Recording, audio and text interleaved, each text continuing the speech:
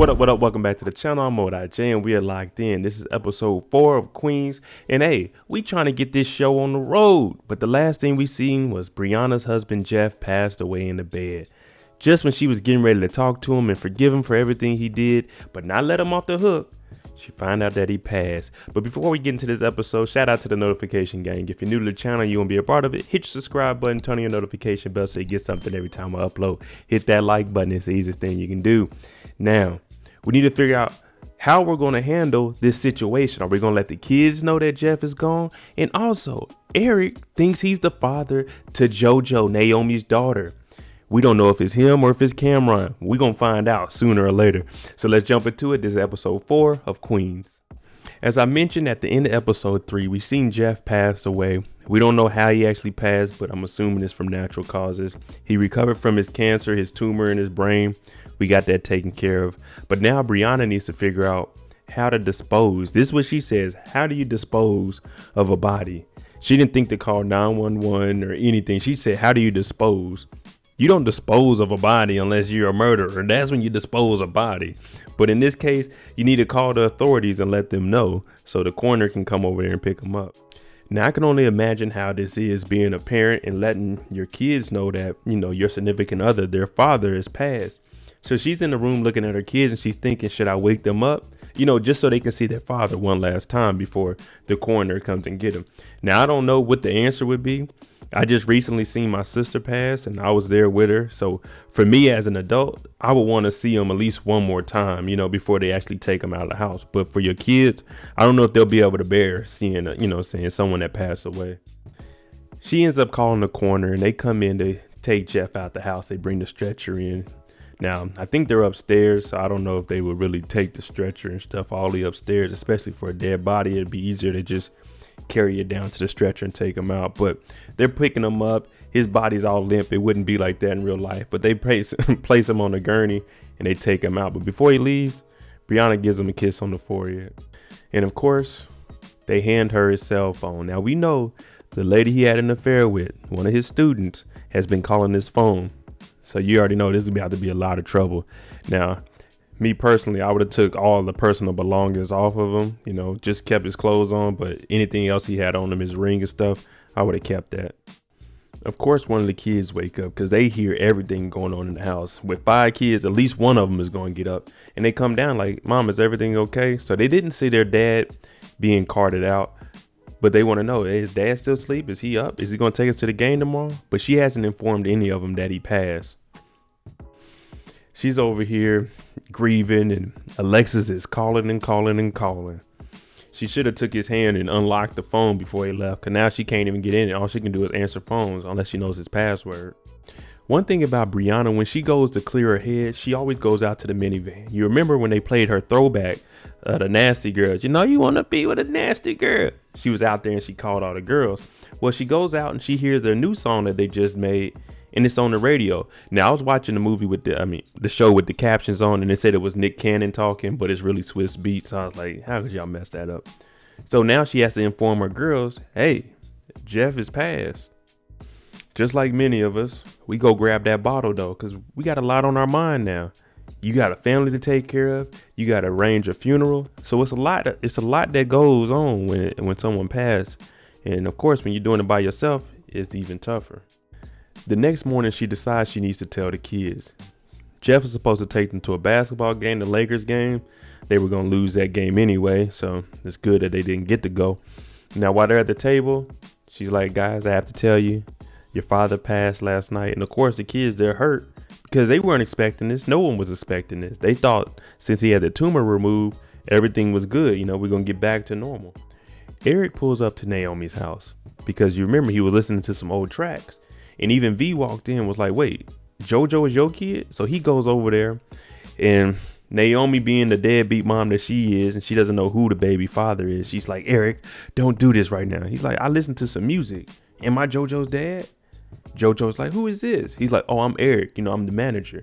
But in between all of this, before he can find out if this is his daughter or not, she gets a call from Brianna. So she's like, I need to go over there right now and see how she's doing. Same thing for Jill. Jill, she gets a call. She's going to go over there and see Brianna. But she's in the bed with the reporter. You remember that? The one that took her out to the gay bar? Yeah, well, guess what? Her girlfriend Tina's on the way. She's in a car to the place right now.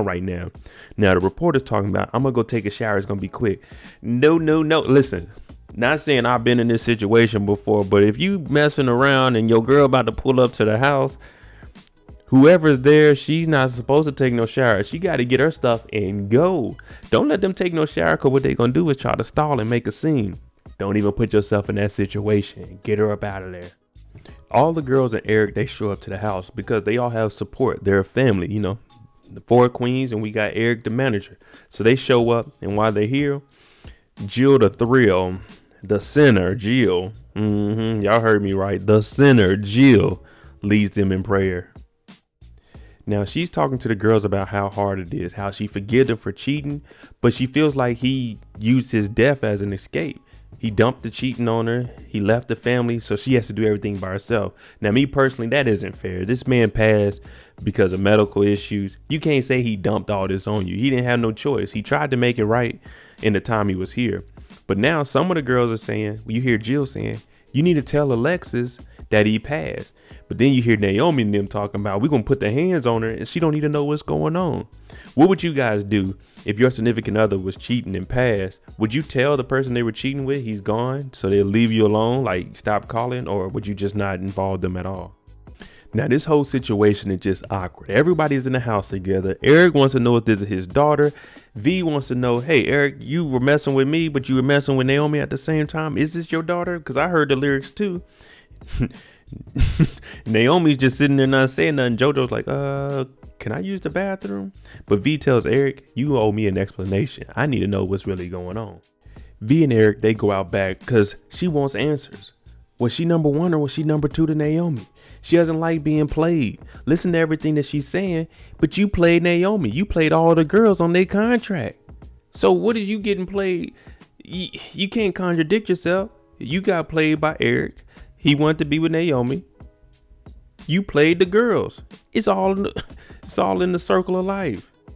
Then V makes a threat. I'm talking about, I'ma knee your balls into your gut if you tell me it's complicated again. Eric is just like, look, I made some mistakes. I'm trying to make up for it. But she threatened this man. I'd call the police. Hey, man, I fear for my life right now. This girl said she just said she was going to need me in my genitalia. Yep, you got to get on the call. Fellas, hey, y'all got to take a stand. Y'all can't get bullied by these women no more. Naomi and Jojo, they're going to stay at Brianna's house because, hey, we're all here to support her and they don't want to leave her here by herself. You know, it's hard times when you lose someone, especially your loved one.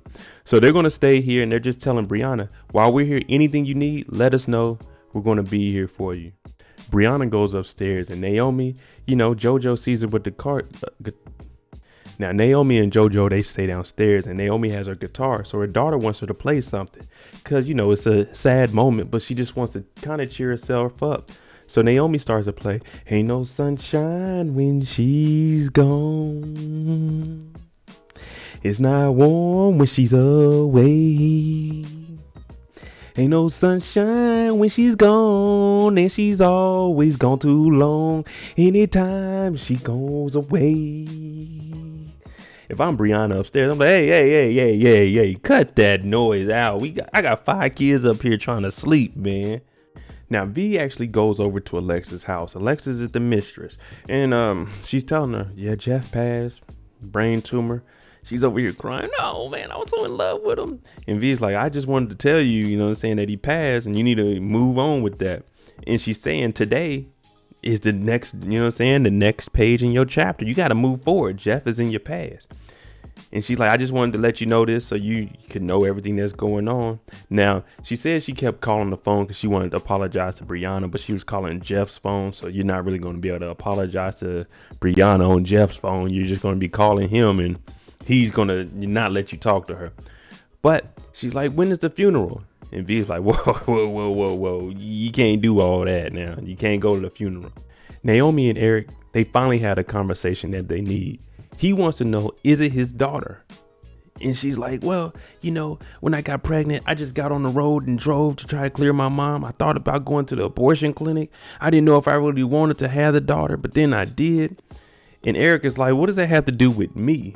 I want to know, is it my daughter? So he thinks that he has a 20-year-old daughter.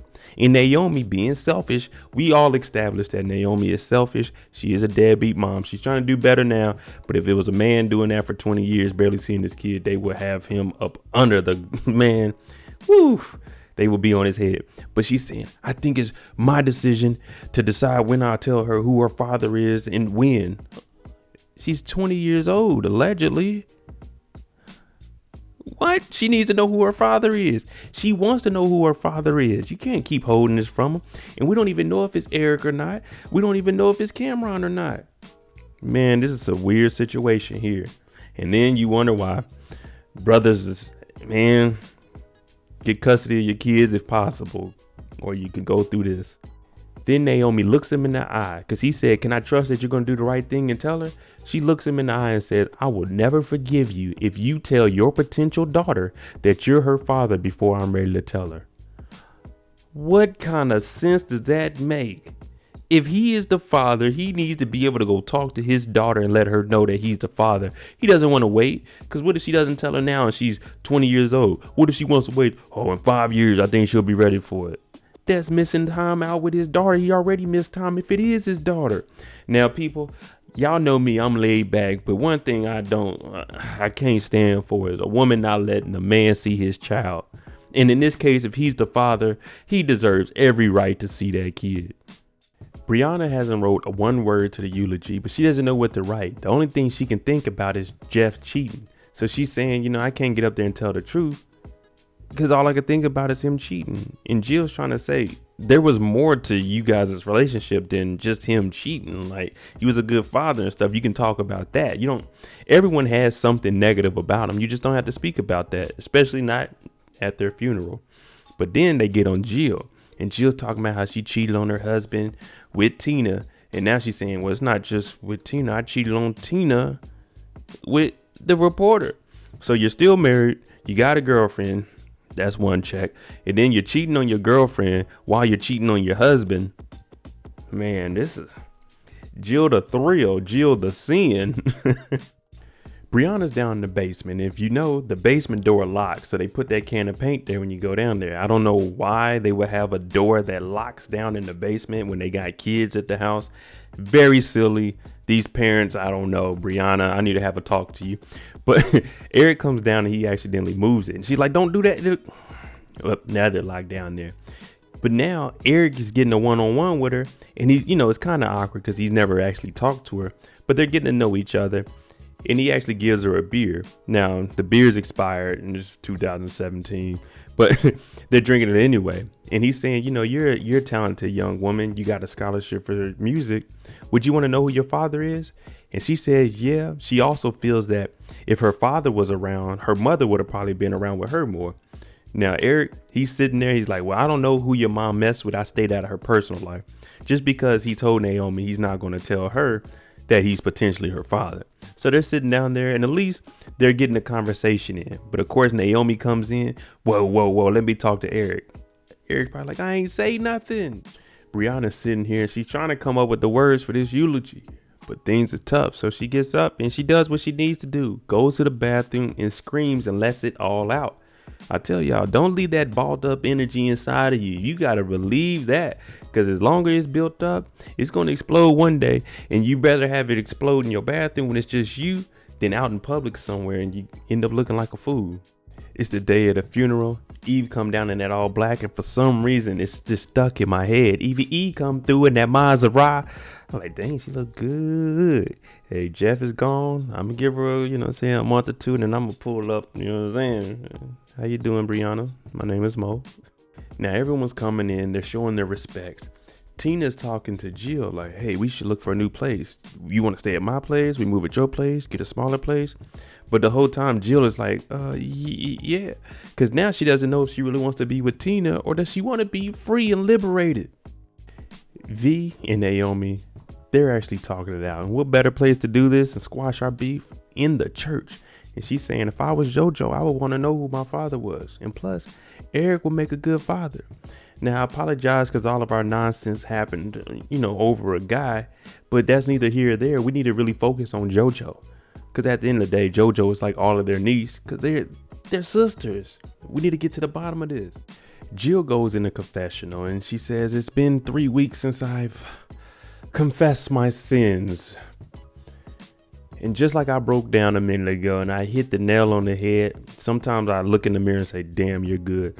But Jill doesn't really want to settle down. She's telling him exactly what's going on. She cheated on her girlfriend. Well, she cheated on her girlfriend that she cheated on her husband with. And she doesn't know if she really wants to settle down right now. I seen that coming a mile away. Like, come on now. You're free now. You're back into the music. Don't settle down. Live life a little bit. And I'm looking at her with this brown background. I'm like, dang, Jill ain't never looked this good to me. Even though I know we in the church. Don't strike me down, Lord, but jeez. We got some attractive women on here. But the Reverend, he's trying to tell her, listen, sometimes I wonder what life would be like if I didn't have restrictions and restraints. You know what I'm saying?